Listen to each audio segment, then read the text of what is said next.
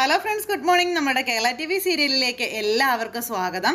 അങ്ങനെ കൈ വയ്യാതിരിക്കുന്ന അനിയന് ചേച്ചി ഭക്ഷണം വാരി കൊടുത്തുകൊണ്ടിരിക്കുന്നു. ഈ സമയം ചേച്ചിയെ സമാധാനിപ്പിക്കാൻ വേണ്ടി തനിക്ക് കുഴപ്പമൊന്നുമില്ല എന്ന് അശ്വിൻ പറയുന്നു. ഇത് നീ എന്നെ സമാധാനിപ്പിക്കാൻ വേണ്ടി പറഞ്ഞതാണോ എന്ന് ചോദിച്ചു. അപ്പം ശരിക്കും പറഞ്ഞതാ ചേച്ചി. ഇത്രയും നല്ല ഫുഡ് ഉണ്ടാക്കി തന്ന ചേച്ചിയോട് ഇത്തിരിയെങ്കിലും സ്നേഹം ഉണ്ടെങ്കിൽ നീ പറ. സത്യത്തിൽ ശ്രുതിക്ക് എന്താ സംഭവിച്ചത്? അത് കേട്ടപ്പോഴത്തേക്ക് അശ്വിൻ്റെ മുഖം അങ്ങ് മാറി. അതുവരെ ഒന്ന് ചിരിച്ചു വന്നതായിരുന്നു. അപ്പോൾ മുഖം മാറി അനിയനെ കണ്ടപ്പോൾ, വേണ്ട, ഞാൻ നിൻ്റെ ചേച്ചിയാണല്ലോ അല്ലേ, അപ്പോൾ നിൻ്റെ വാശി എനിക്കുണ്ടെന്ന് കൂട്ടിക്കോളാനായിട്ട് ചേച്ചി പറഞ്ഞു. എന്നിട്ട് പിന്നെ ഒന്നും ചോദിച്ചില്ല, അനിയന് വാരി കൊടുത്തുകൊണ്ടേയിരിക്കാം, ഇനി ആ കാര്യം തനിക്ക് അറിയണ്ടെന്നും പറഞ്ഞു. അങ്ങനെ ഭക്ഷണം വാരി കൊടുത്തുകൊണ്ടിരിക്കുമ്പോൾ നീ സങ്കടപ്പെടരുതെന്നൊക്കെ പറഞ്ഞ് ചേച്ചി ഇങ്ങനെ അനിയനെ ഇടയ്ക്കിടയ്ക്ക് ഇങ്ങനെ ഒന്ന് പറയുന്നുണ്ട്. അപ്പോൾ കുഞ്ഞിനിങ്ങനെ നോക്കിയിരിക്കുന്നത് കണ്ടപ്പോൾ, എന്താ കുഞ്ഞാ, നീ എന്നോടെങ്കിലും പറയാൻ പറഞ്ഞു, എന്തിനാ നീ മനസ്സിനെ നീ ഇങ്ങനെ ഒറ്റയ്ക്കിട്ട് നീറ്റുന്നത് എന്ന് ചോദിക്കുക. ചേച്ചിയോട് പറയാൻ പറ്റുന്നതാണെങ്കിൽ പറ മോനെ, എന്താ അവൾക്ക് സംഭവിച്ചത്, നീ പറയാൻ പറഞ്ഞു. അപ്പോൾ അത് കേട്ട് കഴിഞ്ഞപ്പോൾ അശ്വനി ഇങ്ങനെ ആലോചിച്ചിരിക്കുക കേട്ടോ, ഒന്നും മിണ്ടുന്നില്ല. അപ്പോൾ പറയും എന്നുള്ള ഒരു ഇതിലിങ്ങനെ ഇരിക്കുക നമ്മുടെ അശ്വതി. അപ്പോഴും അശ്വിൻ ഇങ്ങനെ നോക്കിക്കൊണ്ട് തന്നെ ഇരിക്കുന്നു ചേച്ചിയുടെ മുഖത്തേക്ക്, പറയണോ വേണ്ടോ എന്ന് ആലോചിച്ച്. അത് കഴിഞ്ഞപ്പോഴത്തേക്ക് നമ്മുടെ അശ്വിൻ ചേച്ചിയോടുള്ള കാര്യം പറയാനായിട്ട് തീരുമാനിച്ചു. ഇത് കഴിഞ്ഞ് പിന്നെ കാണിക്കുന്നത് അവിടെ അമ്മായി അങ്ങനെ വിഷമിച്ചിരിക്കുമ്പോൾ ശ്യാം അങ്ങോട്ടേക്ക് ചെന്നു. ശ്യാം ഇങ്ങനെ അമ്മായിക്ക് അരികിൽ ഇരിക്കുന്നു. അപ്പം നമ്മുടെ ശ്രുതി അവിടെ ഇങ്ങനെ തളർന്ന് തന്നെ കിടക്കുക. അപ്പോൾ ശ്രുതിക്കാണെങ്കിൽ തീരെ വയ്യ. ശ്രുതി ഇങ്ങനെ ആകെ തളർന്ന് അവശ നിലയിലാണ് കിടക്കുന്നത്. അപ്പോൾ പ്രീതിക്ക് ഇത് കാണുന്തോറും പേടിയാവുന്നുണ്ട്. പ്രീതി എന്നിട്ട് അമ്മായിയുടെയും ശ്യാമിൻ്റെ അടുത്തേക്ക് ചെന്നു. അപ്പോൾ ഇതുവരെ അവൾക്ക് ഓക്കെ ആയിട്ടില്ലല്ലോ എന്നും പറഞ്ഞു. അപ്പോൾ വേറെ പ്രശ്നമൊന്നുമില്ലല്ലോ അല്ലേ എന്ന് ചോദിച്ചു. അപ്പോൾ ഇല്ല, അവൾ നല്ല ഉറക്കത്തിലാണെന്ന് പറഞ്ഞു പ്രീതി. ആ ഉറങ്ങട്ടെ, നല്ല ക്ഷീണം ഉണ്ടാകുന്നു ശ്യാമും പറഞ്ഞ്.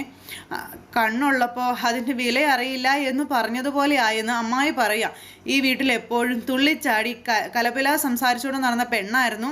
അപ്പോഴൊക്കെ ഞാൻ അവളെ വഴക്ക് പറയുമായിരുന്നു. ഇപ്പം കണ്ടില്ലേ, അവളെ വാടി ഈ ചീരത്തണ്ട് പോലെ കിടക്കുന്നത് കണ്ടിട്ട് എനിക്ക് സഹിക്കണില്ല എന്നൊക്കെ ഇങ്ങനെ പറയാം. എൻ്റെ നെഞ്ചു പൊട്ടുന്നല്ലോ എൻ്റെ കൃഷ്ണ എന്നൊക്കെ പറഞ്ഞ് അമ്മായി ഭയങ്കര സങ്കടം.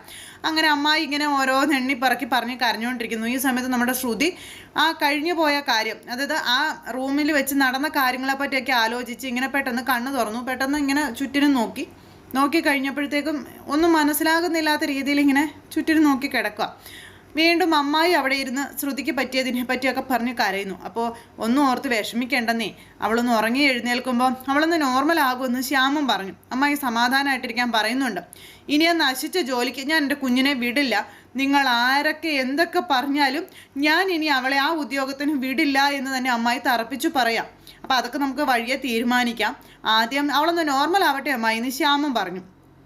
ഇപ്പോൾ അവൾ സ്വസ്ഥമായിട്ടൊന്ന് ഉറങ്ങട്ടെ എന്നും. അങ്ങനെ അമ്മായിയുടെ സങ്കടത്തിന് ഓരോ വാക്കുകൾ കൊണ്ട് ആശ്വാസം കൊടുത്തുകൊണ്ട് അവിടെ ഇരിക്കുകയാണ് നമ്മുടെ ശ്യാമ. അപ്പോഴേക്കും പെട്ടെന്ന് അപ്പുറത്തെ സ്ഥലത്തു നിന്ന് ശബ്ദമൊക്കെ കേട്ടു. അപ്പോൾ അമ്മായി പറഞ്ഞു, എൻ്റെ ഭഗവാനെ, അത് എവിടെ നിന്നോ, അത് അടുക്കളയിൽ നിന്നാണല്ലോ എന്നും പറഞ്ഞുകൊണ്ട് ഇവർ അടുക്കളയിലേക്ക് അതെന്താ ശബ്ദം കേട്ടതെന്ന് നോക്കാൻ വേണ്ടി പോവാം. അപ്പോൾ ഇവർ ചെല്ലുമ്പോൾ കാണുന്നതെന്ന് പറഞ്ഞിട്ടുണ്ടെങ്കിൽ നമ്മുടെ ശ്രുതി ഇങ്ങനെ അടുക്കളയിൽ നിൽക്കുന്നതാണ്. ശ്രുതി അടുക്കളയിൽ നിൽക്കുന്നു. ഇതേ സമയം പിന്നീട് കാണിക്കുന്നത് അശ്വിൻ ഇങ്ങനെ അവിടെ ഇരിക്കുന്നു. അപ്പോഴേക്കും അശ്വതി പിന്നാലെ നടക്കുക കേട്ടോ. നീ എന്താ ആലോചിക്കുന്നതെന്ന് ചോദിച്ചപ്പം, ഒന്നുമില്ലേ ചേച്ചി എന്ന് പറഞ്ഞു. എന്താ കുഞ്ഞാ, വെറുതെ ഇങ്ങനെ പറയരുത് കേട്ടോ. നിൻ്റെ ഈ മുഖം കണ്ടാൽ അറിയാമല്ലോ നിൻ്റെ മനസ്സ് എത്രമാത്രം അസ്വസ്ഥമാണെന്നുള്ളത്. എന്താ കാര്യം, നീ അവളെക്കുറിച്ച് തന്നെയല്ലേ ആലോചിച്ചതെന്ന് ചോദിച്ചു. അല്ലേ കുഞ്ഞാ, അല്ലേ, ചേച്ചിയോട് നീ കള്ളം പറയരുത് കേട്ടോ എന്ന് പറയുമ്പോൾ ഇങ്ങനെ നോക്കുന്നു. എത്രയൊക്കെ മൂടി വയ്ക്കാൻ ശ്രമിച്ചാലും നിൻ്റെ മനസ്സിൽ എന്താണെന്ന് ഒരു സ്ലേറ്റിൽ എന്ന പോലെ വായിച്ചെടുക്കാനേ ഈ ചേച്ചിക്ക് കഴിയുമോനെ എന്ന് പറഞ്ഞു. അപ്പോൾ അശ്വിൻ ഇങ്ങനെ നോക്കുക. ഉള്ളിൽ ഒരുപാട് സങ്കടങ്ങൾ ഒളിപ്പിച്ചു വെച്ചിട്ട് നീ എന്തിനാ ചേച്ചിയുടെ മുന്നിൽ ഇങ്ങനെ അഭിനയിക്കുന്നത്? എന്തിനാ മറ്റുള്ളവരുടെ മുന്നിൽ നീ ഇങ്ങനെ ഒരു ക്രൂരനും മുരടനും ഒക്കെ ആയിട്ട് അഭിനയിക്കുന്നത്? അതിൻ്റെ എന്താ ആവശ്യമാണ് കുഞ്ഞാ നിനക്കുള്ളത്? ഞാൻ ഇങ്ങനെയൊക്കെയാണ് ചേച്ചി, അതൊരിക്കലും ഒരു അഭിനയമല്ലെന്ന് പറഞ്ഞു. ശരി, ആയിക്കോട്ടെ, മറ്റാരോട് വേണമെങ്കിലും നീ അത് നുണ പറഞ്ഞു. പക്ഷേ നീ ചേച്ചിയോട് നുണ പറയരുത്. ഈ ചേച്ചിയോട് കള്ളം പറയാൻ നീ നിൽക്കേ ചെയ്യരുത്. കാരണം ഈ ലോകത്ത് നിന്നെ ഞാൻ മനസ്സിലാക്കിയതുപോലെ മറ്റാർക്കും മനസ്സിലാക്കാൻ പറ്റില്ലെന്നുള്ള കാര്യം ചേച്ചി അനിയനോട് പറയണം. നോക്കു കുഞ്ഞാ, കുട്ടിക്കാലം മുതലേ ഒരുപാട് ദുരിതങ്ങളും ദുഃഖങ്ങളും അനുഭവിച്ചവരാ ഞാനും നീയും. അതിൽ നിന്നാണ് നീ ഇങ്ങനെയൊക്കെ ആയതെന്ന് എനിക്കറിയാം. അപ്പോൾ ആ അനുഭവങ്ങളിൽ നിന്ന് ഒരുപാട് സൗഭാഗ്യങ്ങളിലേക്ക് നമ്മൾ വന്നു. നീ നേടിത്തന്നു. എനിക്കെല്ലാം അറിയാം മോനെ. കഴിഞ്ഞതൊന്നും നിനക്ക് അത്ര പെട്ടെന്നൊന്നും മറക്കാൻ സാധിക്കുന്നതല്ല എന്ന് എനിക്കറിയാം. അത്രയ്ക്ക് കയ്പും കണ്ണുനീരും പുരണ്ടതായിരുന്നു നിന്റെ ജീവിതമൊന്നും എനിക്കറിയാമെന്നുള്ള കാര്യങ്ങളൊക്കെ അശ്വതി പറയുക. പക്ഷേ കുഞ്ഞാ, ഇനിയും അതിനെപ്പറ്റിയൊക്കെ നീ വെറുതെ ഓർക്കണോ? ഒക്കെ മറന്നു കളഞ്ഞൂടെ നിനക്കെന്ന് ചോദിച്ചപ്പോഴും ഒന്നും മിണ്ടാതെ ഇങ്ങനെ നിൽക്കണം. ചേച്ചി വിചാരിച്ചതുപോലെ ഞാൻ കഴിഞ്ഞതൊന്നും മനസ്സിൽ കൊണ്ട് നടക്കുന്നൊന്നുമില്ല. അങ്ങനെയായിരുന്നെങ്കിൽ വിധിയെ പഴിച്ച് ഒരു നിർഭാഗ്യവാനാണെന്ന് സ്വയം മുദ്ര കുത്തി ഞാൻ ഏതെങ്കിലും ഒരു മൂലയ്ക്ക് ഒതുങ്ങിക്കഴിഞ്ഞേനെ എന്നുള്ള കാര്യം അശ്വിൻ ഇങ്ങനെ ചേച്ചിയോട് പറയണം. ജീവിതത്തോടുള്ള അടങ്ങാത്ത വാശി തന്നെയാ ചേച്ചി നേരത്തെ പറഞ്ഞ സൗഭാഗ്യങ്ങളൊക്കെ നേടിത്തരാൻ എന്നെ പ്രാപ്തനാക്കിയതെന്നൊക്കെ പറഞ്ഞപ്പോൾ അതൊക്കെ എനിക്ക് അറിയാവുന്ന കാര്യങ്ങളല്ലേ കുഞ്ഞാ. പക്ഷേ അതിനു വേണ്ടി നീ മറ്റുള്ളവരുടെ മുന്നിൽ ഇങ്ങനെ മുഖം മൂടി അണിയുന്നത് എന്തിനാണെന്നാണ് ഞാൻ ചോദിച്ചത്. ശ്രുതിയുടെ കാര്യം തന്നെ നീ ഒന്ന് ആലോചിച്ച് നോക്കിക്കേ. കൃത്യസമയത്ത് തന്നെ അവിടെ എത്താൻ പറ്റിയില്ലായിരുന്നെങ്കിൽ അവളെ നിനക്ക് രക്ഷിക്കാൻ പറ്റുമായിരുന്നോ എന്ന് ചോദിക്കുവാണ് ചേച്ചി. എന്തിനാ എപ്പോഴും ആ കുട്ടിയോട് നീ ഇങ്ങനെ പരുഷമായി പെരുമാറുന്നത്? അതിൻ്റെ ആവശ്യം എന്താ? അവളൊരു പാവല്ലേ കുഞ്ഞാന്ന് ചോദിച്ചപ്പം അശ്വിനൊന്നും മിണ്ടുന്നില്ല. അവളോട് ചെയ്തത് തെറ്റായി പോയി എന്നുള്ളൊരു കുറ്റബോധമല്ലേ ഇപ്പം നിന്റെ മനസ്സ് നിറയെ? അല്ലേ കുഞ്ഞാ എന്ന് ചോദിച്ചപ്പോഴും അശ്വിനൊന്നും മിണ്ടുന്നില്ലേ. അശ്വിന് ഭയങ്കര ഒരു ദേഷ്യം വരുന്നതൊക്കെ കേട്ടപ്പം. അശ്വതി ആണെങ്കിൽ ഇങ്ങനെ അതിനെപ്പറ്റി പറഞ്ഞുകൊണ്ടേ ഇരിക്കാം. ഇനി അവളെ കാണുമ്പോൾ നിന്റെ പ്രതികരണം എന്തായിരിക്കും? നീ വിഷമിക്കൊന്നും വേണ്ട, അവൾക്കിപ്പോൾ എങ്ങനെയുണ്ടെന്ന് ഞാനൊന്ന് വിളിച്ച് ചോദിക്കാമെന്ന് അശ്വതി പറഞ്ഞു. നമ്പർ എൻ്റെ അടുത്തുണ്ടെന്ന് പറഞ്ഞപ്പം വേണ്ട ചേച്ചി, വിളിച്ച് ചോദിക്കൊന്നും വേണ്ടാന്ന് പറഞ്ഞു. അതറിയാനേ എനിക്ക് തീരെ താല്പര്യം ഇല്ലെന്നും അശ്വൻ പറയാം. എന്നൊരു അശ്വതി ഒന്നും മിണ്ടിയില്ല. വേണ്ടെങ്കിൽ വേണ്ടാന്നുള്ള മട്ടിൽ ഇങ്ങനെ നിൽക്കുന്നു. പക്ഷെ അനിയൻ്റെ ചേച്ചിക്ക് അറിയാമല്ലോ. അങ്ങനെ ആ ഒരു സംസാരം കഴിഞ്ഞ് കുഞ്ഞൻ അങ്ങ് പോയി. ഇതെല്ലാം കഴിഞ്ഞതിന് ശേഷം പിന്നീട് കാണിക്കുന്നത് അവിടെ വീട്ടിലെ കാര്യങ്ങളും ഇതൊക്കെയാണ്. അപ്പോൾ അങ്ങനെ പണ്ട് തൊട്ടേ ഇവളിങ്ങനെയാ. ഒരുപാട് ദേഷ്യം വന്നാലും ഒരുപാട് സങ്കടം വന്നാലും ഇവള് ജിലേബി ഉണ്ടാക്കിക്കൊണ്ടിരിക്കും, ടെൻഷൻ മാറുന്നത് വരെ. ആര് പറഞ്ഞാലും അവളത് നിർത്താൻ കൂട്ടാക്കത്തേ ഇല്ലെന്നുള്ള കാര്യം പറയുവാണ് നമ്മുടെ പ്രീതി. അന്നേരം ഇതൊക്കെ കേട്ട് ഇവരിങ്ങനെ അമ്പരപ്പോട് കൂടി നിൽക്കുമ്പോൾ ഫോണിൽ ബെല്ലടിച്ചു. അപ്പോൾ നമ്മുടെ പ്രീതി ഒന്ന് ഫോൺ എടുത്തു കഴിഞ്ഞപ്പോൾ പ്രീതിയെ നമ്പർ കണ്ട് ഞെട്ടിപ്പോയി. കാരണം ആ നമ്പറാണ്, അതായത് അശ്വിൻ്റെ വീട്ടിലെ നമ്പർ. അപ്പോൾ എൻ്റെ ഈശ്വര, എൻ്റെ കുഞ്ഞിന് ഇത് എന്ത് പറ്റിയെന്നൊക്കെ പറഞ്ഞുകൊണ്ട് അമ്മായി അവിടെ നിന്ന് ഇങ്ങനെ ഓരോന്നൊക്കെ പറയാം. അപ്പോൾ ഫോൺ എടുത്തു. ഹലോ എന്ന് വെച്ചു. ഇവിടുന്ന് ഹലോ എന്ന് വെച്ചു. ആരാ സംസാരിക്കുന്നത് പ്രീതി ചോദിച്ചു. അപ്പോൾ ഇത് ഞാൻ അഞ്ജലിയാന്ന് പറഞ്ഞു. ശ്രുതി ജോലി ചെയ്യുന്ന കമ്പനിയിലെ അശ്വിൻ്റെ ചേച്ചി അഞ്ജലി ആണ് ഞാൻ എന്നൊക്കെ പറഞ്ഞപ്പോൾ എന്തിനാ നിങ്ങളിപ്പോൾ ഇങ്ങോട്ട് വിളിച്ചതെന്ന് ചോദിച്ചു പ്രീതി. ശ്രുതിക്ക് എങ്ങനെയുണ്ടെന്ന് അറിയാൻ വേണ്ടിയിട്ടാണോ എന്ന് ചോദിച്ചു. അതോ വീണ്ടും ഇതുപോലുള്ള ജോലികൾ വല്ലത് ഏൽപ്പിക്കാനാണോ? ദയവ് ചെയ്ത് ഇനിയെങ്കിലും എൻ്റെ അനിയത്തിയെ ഉപദ്രവിക്കരുതെന്നൊക്കെ പറഞ്ഞപ്പോൾ അയ്യോ അങ്ങനെയൊന്നും വിചാരിക്കില്ലേ, അങ്ങനെയൊന്നും അല്ല, എൻ്റെ അനിയന് ഒരബദ്ധം പറ്റിപ്പോയതാണെന്നും അതിന് ഞാൻ നിങ്ങളോട് ക്ഷമ ചോദിക്കുകയാണെന്നൊക്കെ പറഞ്ഞ് ഇങ്ങനെ ചേച്ചി സംസാരിക്കുന്നത് കേട്ട് അനുജൻ അങ്ങോട്ടേക്ക് വന്നു. അനിയന് ദേഷ്യം വന്നു.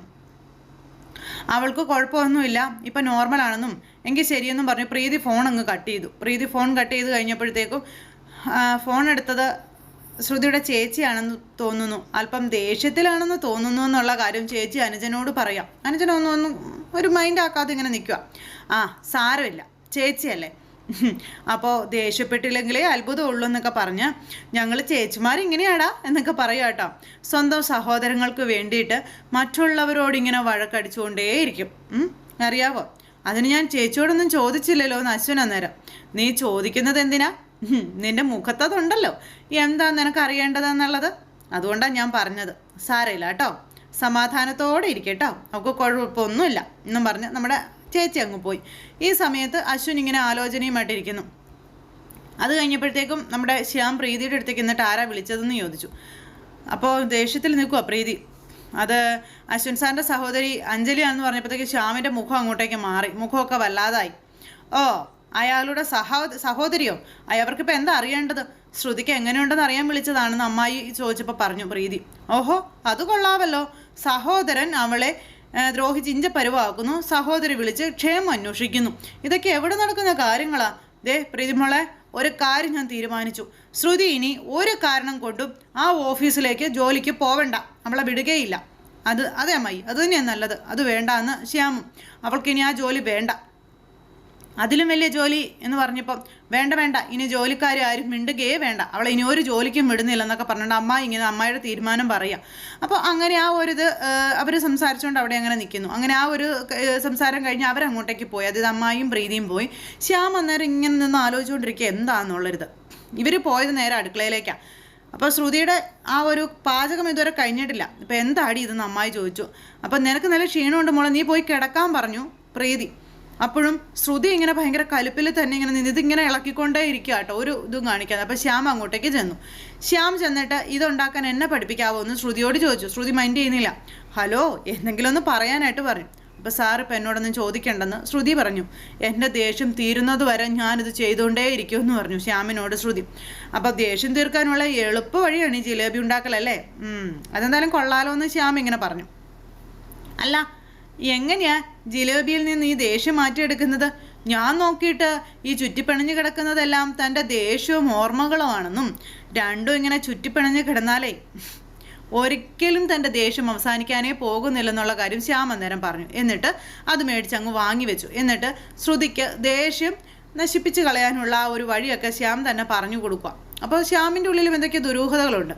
അങ്ങനെ ഈ കാര്യമൊക്കെ പറഞ്ഞു. ഈ ചുറ്റിപ്പണിഞ്ഞ് കിടക്കുന്ന തോന്നും ഇപ്പം സംഭവിക്കുന്ന കാര്യങ്ങളല്ല, അത് വെറും ഓർമ്മകൾ മാത്രമാണ്, ഇത് തൻ്റെ ദേഷ്യമാണെന്ന് പറഞ്ഞു ഓരോ പീസുകൾ ഇങ്ങനെ എടുത്ത് കാണിച്ചു കൊടുക്കുക.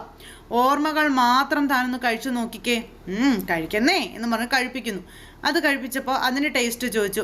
ഇപ്പോൾ തൽക്കാലത്തേക്ക് നമുക്കിത് ഉണ്ടാക്കൽ അങ്ങ് നിർത്താമെന്നും പറഞ്ഞുകൊണ്ട് ശ്യാം നമ്മുടെ ശ്രുതിയെ ഓക്കെ ആക്കി കൊണ്ടുവന്നു. എന്നിട്ട് ശ്യാം ഒരു മരുന്നും പറഞ്ഞു കൊടുത്തു. അല്പം പാലിൽ അല്പം മഞ്ഞപ്പൊടി ഇട്ട് കുടിച്ചാൽ മതി, ഓക്കെ ആയിക്കോളൂ എന്ന്. എന്നിട്ട് നമ്മളങ്ങനെ ചെയ്യല്ലേ എന്ന് ചോദിച്ചപ്പം ഒരു ചിരിച്ച് അവരെങ്ങനെ നിൽക്കുക. അപ്പോൾ ശ്രുതി അങ്ങോട്ടേക്ക് പോയി. ശ്രുതി പോയി കഴിഞ്ഞപ്പം എന്തായാലും നീ ഇവിടെ ഉള്ളത് കൊണ്ട് തൽക്കാലം ഇന്നത്തേക്ക് ഞങ്ങൾ രക്ഷപ്പെട്ടു എന്ന് പറഞ്ഞു അമ്മായി. എൻ്റെ കൃഷ്ണനാ നിന്നെ ഇവിടെ കൊണ്ടുവന്നതെന്നൊക്കെ അമ്മായി അന്നേരം ശ്യാമിനോട് പറയാട്ടോ. അങ്ങനെ ഇവർ ആ ഒരു കാര്യമൊക്കെ പറഞ്ഞ് സംസാരിച്ച് സന്തോഷമായിട്ട് ഇങ്ങനെ നിൽക്കുന്നു. നമ്മുടെ പ്രീതി അനുജത്തിയുടെ അടുത്തേക്ക് പോയി. ഈ സമയത്ത് ഈ വീട്ടിൽ സന്തോഷമായിട്ട് നടക്കുന്ന ആ ഒരു ശ്രുതിയെ കാണാനാണ് എനിക്കിഷ്ടമെന്ന് അമ്മായിയോട് ശ്യാം പറയാം. ആരുടെ തെറ്റുകൊണ്ടാണെങ്കിലും സംഭവിച്ചത് സംഭവിക്കാൻ പാടില്ലാത്തതാ. ഈ അമ്മായിയുടെയും ഈ മക്കളുടെ കണ്ണ് നിറയുന്നത് എനിക്ക് ഇഷ്ടമല്ലെന്നും പറഞ്ഞു നമ്മുടെ ശ്യാം. നേരത്തേക്ക് നമ്മുടെ അമ്മായി ഇങ്ങനെ ഈശ്വരൻ നിന്നെ അനുഗ്രഹിക്കട്ടെ എന്നൊക്കെ പറഞ്ഞ് ഇങ്ങനെയൊക്കെ ചെയ്ത് അങ്ങനെ നിൽക്കുന്നു. അങ്ങനെ അത് കഴിഞ്ഞ് പിന്നെയും കാണിക്കുന്നത് അവിടെ ആൻറ്റിയും അതുപോലെ തന്നെ അഞ്ജലിയും മുത്തശ്ശിയും ഒക്കെ കൂടി ഇരുന്ന് ഈ കഥ പറയാം. നമ്മുടെ അശ്വിൻ ശ്രുതിയെ രക്ഷിക്കാൻ പോയ കഥ. അപ്പോൾ ആ ഒരു കഥയൊക്കെ കേട്ടപ്പോൾ ആൻറ്റിക്ക് ഒരു പുച്ഛവും പരിഹാസമൊക്കെ. ഇത് കേട്ട് മുത്തശ്ശിക്ക് ആകെ വിഷമായി. മുത്തശ്ശി അത്രയും ദേഷ്യപ്പെട്ട് സംസാരിച്ചല്ലോ. എന്തായാലും അവൻ ലാവണ്യെ കാണാൻ പോയതല്ല എന്ന് അറിഞ്ഞപ്പോൾ മനസ്സിന് വല്ലാത്തൊരു ആശ്വാസം ഉണ്ടെന്ന് പറഞ്ഞു മുത്തശ്ശി കുഞ്ഞൻ്റെ കൂട്ട് ഇങ്ങനെ വാശി പിടിക്കല്ലേ, കുഞ്ഞൻ്റെ സ്വഭാവം അറിയാവുന്നതല്ലേ മുത്തശ്ശിക്ക്. വാശി കയറിയാൽ പിന്നെ ജയിക്കാൻ വേണ്ടി അവൻ എന്ത് വേണമെങ്കിലും ചെയ്യും. അപ്പം നീ എന്താ പറഞ്ഞു വരുന്നത്? അവനെ പേടിച്ച് അവൻ പറയുന്നതൊക്കെ അനുസരിക്കണമെന്നാണോ? അതെന്തായാലും നടക്കാൻ പോകുന്ന കാര്യമല്ലെന്ന് പറഞ്ഞു. ഞാൻ അങ്ങനെയൊന്നും അല്ല മുത്തശ്ശി പറഞ്ഞത്. സ്നേഹത്തോടെ കുഞ്ഞിനെ കാര്യങ്ങൾ പറഞ്ഞു മനസ്സിലാക്കി കൊടുക്കാനാണ്. അങ്ങനെ സ്നേഹത്തോടെ പറഞ്ഞ നിന്റെ പുന്നാര അനിയൻ്റെ തലയിൽ വല്ലത് കയറുമോയെന്ന് ചോദിച്ചു മുത്തശ്ശി.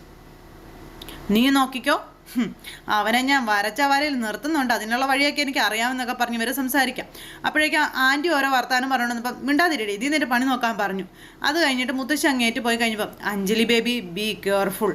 മുത്തശ്ശിയുടെ ഈ പറച്ചിലുണ്ടല്ലോ അത് കെയർഫുൾ, സൂക്ഷിച്ചോളണം, ദിസ് ഡേഞ്ചറസ് സിറ്റുവേഷൻ. അങ്ങനെയൊക്കെ പറഞ്ഞ് കുറേ ഇംഗ്ലീഷൊക്കെ കുറേ അങ്ങ് തട്ടി വിടുക. അങ്ങനെ അതും പറഞ്ഞിട്ട് ആൻറ്റി അവിടെ നിന്ന് എഴുന്നേറ്റ് പോയി. പിന്നെ നമ്മുടെ അഞ്ജലി ഇങ്ങനെ അവിടെ ഇരുന്ന് ആലോചിക്കും ഓരോന്ന്. സൂക്ഷിച്ചാൽ ദുഃഖിക്കണ്ടെന്നും പറഞ്ഞിട്ട് ആൻറ്റി അങ്ങേറ്റ് പോകുന്നു. അഞ്ജലി ഇങ്ങനെ അതിനെപ്പറ്റി ആലോചിച്ചുകൊണ്ട് അവിടെ ഇരിക്കുന്നു. അപ്പോൾ ആ ഒരു സിറ്റുവേഷനിൽ ഇന്നത്തെ കഥ അവസാനിച്ചു. അപ്പോൾ എല്ലാവരും കാത്തിരുന്ന് കാണുക. എല്ലാവർക്കും നല്ലൊരു ദിവസം ആശംസിക്കുകയാണ്. എല്ലാവരുടെയും സപ്പോർട്ടിനും സ്നേഹത്തിനും ഒത്തിരി നന്ദി അറിയിക്കുന്നു. സൂപ്പർ ഹിറ്റ് കഥയുമായി കാണുന്നത് വരെ എല്ലാവർക്കും നന്ദി. See again, take care, bye by.